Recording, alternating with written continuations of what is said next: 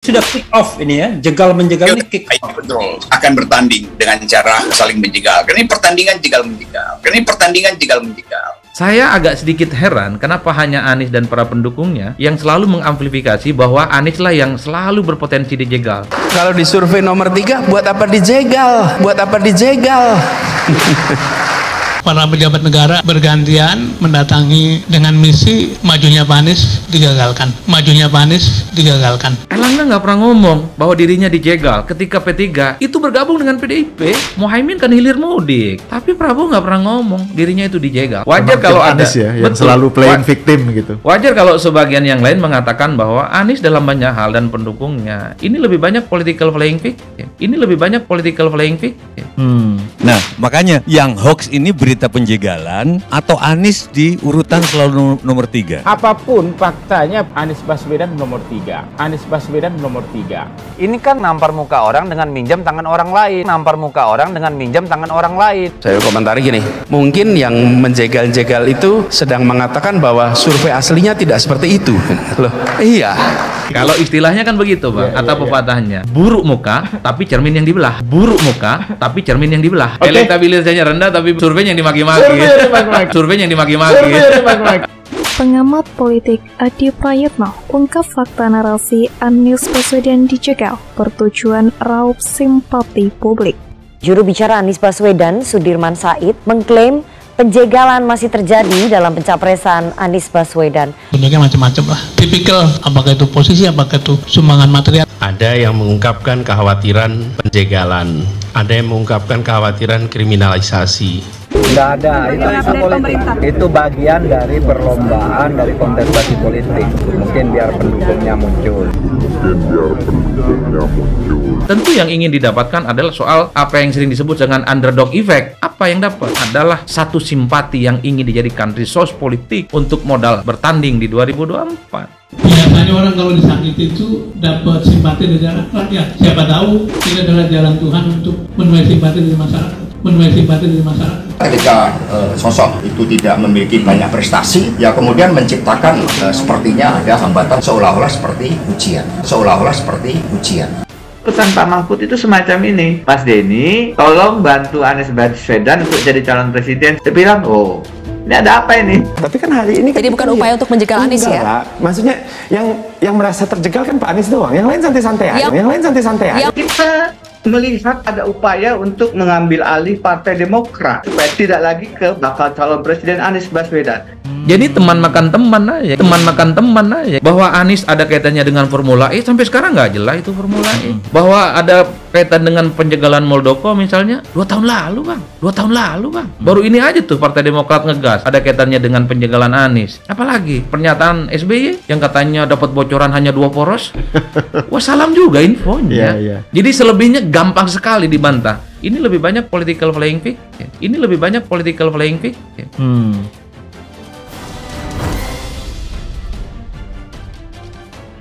Narasi play victim seakan Anies dijegal ingin raup simpati publik. Pengamat Adi Prayitno ungkap fakta di podcast Main TV 14 Juni. Fakta Anies Baswedan dijegal, kata pengamat Adi, hanya narasi agar publik simpati. Playing victim gagal, ujarnya menilai. Adi Prayitno mengungkap fakta pertama ketika P3 bergabung dengan PDIP. Meski berada di KIB, Ketum Golkar Erlangga Hartarto tidak merasa dirinya atau bahkan partainya dijegal. Ketum Golkar Erlangga Hartarto tidak merasa dijegal, ungkap Adi Prayitno. Elit dan kader Golkar tidak ada yang ribut soal sikap P3, ujar Adi. Kenapa koalisi perubahan justru ramai saat AHY cuma bertemu dengan Puan? Tuding Anies sampai dijegal. Fakta kedua, saat PK Demokrat MA disebut jegal Anies dalam skenario copet Demokrat. Ini juga tidak masuk akal, kan kasusnya sudah 2 tahun lalu, terang Adi Prayitno. Adi menilai narasi playing victim bahwa Anies dijegal dari segala penjuru telah gagal.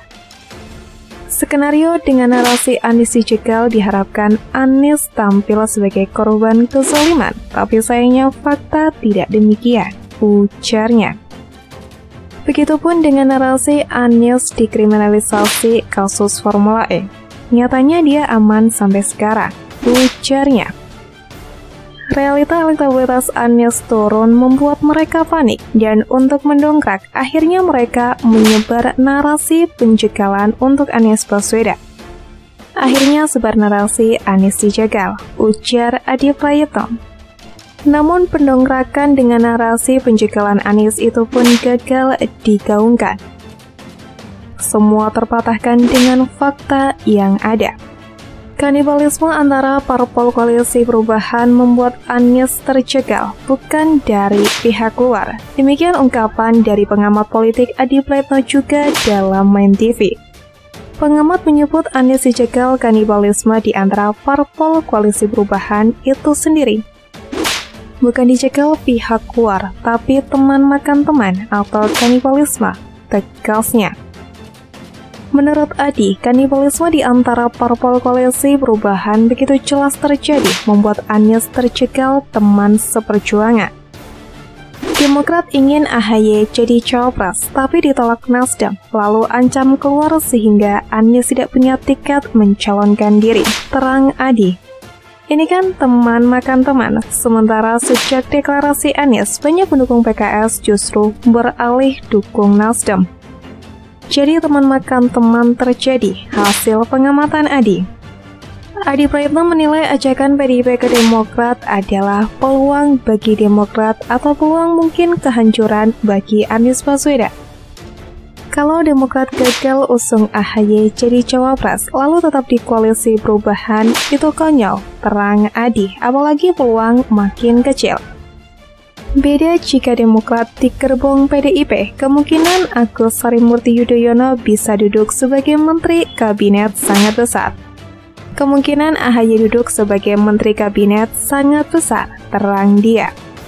Apalagi kesempatan PDIP ajak Demokrat tidak berlaku bagi Nasdem dan PKS, bisa dibilang spesial untuk Demokrat. Demokrat harus lihat ini kesempatan eksklusif, ujarnya. Modus operandi dengan berbagai kebohongannya terus ditebarkan untuk meracuni alam bawah sadar masyarakat Indonesia dengan memposisikan dirinya sebagai becapres yang terzolimi oleh pemerintahan Presiden Jokowi. Para tim horenya juga ikut-ikutan terus menggonggong sana-sini, sengaja merusak suasana dengan menuding Presiden Jokowi ikut cawe-cawe pada momen perhelatan Pilpres 2024 mendatang. Mengenai penjegalan Anies ini sendiri sudah lama digaungkan oleh para pendukung Anies Baswedan. Isu penjegalan mantan Gubernur DKI Jakarta Anies Baswedan untuk maju sebagai calon presiden dalam pemilu 2024 mendatang membuat heboh masyarakat. Dalam hal ini bukan hanya Adi Prayitno, Sekretaris Jenderal PDI Perjuangan Hasto Kristianto juga buka suara terkait dengan adanya upaya penjegalan terhadap ex-Gubernur DKI Jakarta Anies Baswedan. Dirinya keheranan dengan isu yang dilontarkan oleh para pendukung Anies Baswedan, apalagi tuduhan yang menyebut upaya penjegalan tersebut dimotori oleh kubu pemerintah. Sebelumnya memang juru bicara calon presiden Anies Baswedan Sudirman Said gencar membicarakan soal bakal calon presiden dari Koalisi Perubahan untuk Persatuan mendapatkan penjegalan saat menuju pemilu 2024. Sudirman Said menyebut nyatanya ada dugaan upaya menjegal Anies yang dilakukan pejabat negara. Sudirman mengungkapkan publik pastinya sudah mengetahui upaya penjegalan Anies sebab sudah banyak yang membicarakan menurut pihak Anies. Mereka semua termasuk Anies memang sengaja terus menciptakan berbagai masalah baru untuk mendiskreditkan pemerintah guna mendongkrak elektabilitasnya agar bisa menang jadi presiden. Lagi pula, tanpa dijegal pun Anies bakal tumbang dengan sendirinya.